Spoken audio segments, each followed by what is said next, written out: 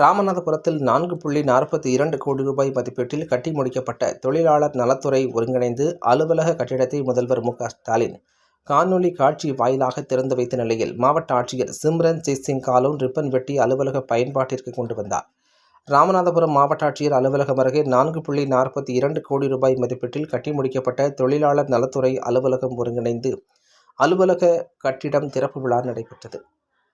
தமிழக முதல்வர் மு.க.ஸ்டாலின் காணொலி காட்சி வாயிலான திறந்து வைத்தார். இதனைத் தொடர்ந்து ராமநாதபுரத்தில் நடைபெற்ற நிகழ்ச்சியில் மாவட்ட ஆட்சியர் சிம்ரன்ஜித் சிங் காலோன் ரிப்பன் வெட்டி குத்துவிளக்கேற்றி பயன்பாட்டிற்கு கொண்டு வந்தார்.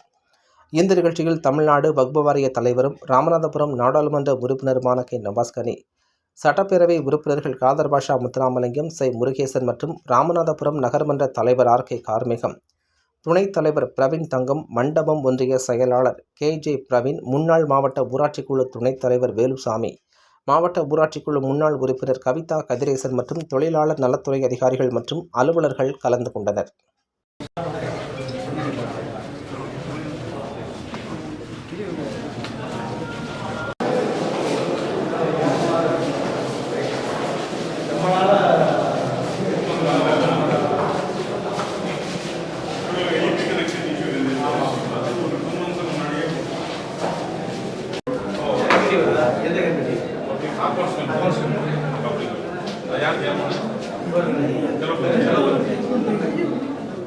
இல்ல பூரா சப்மிட் பண்ணி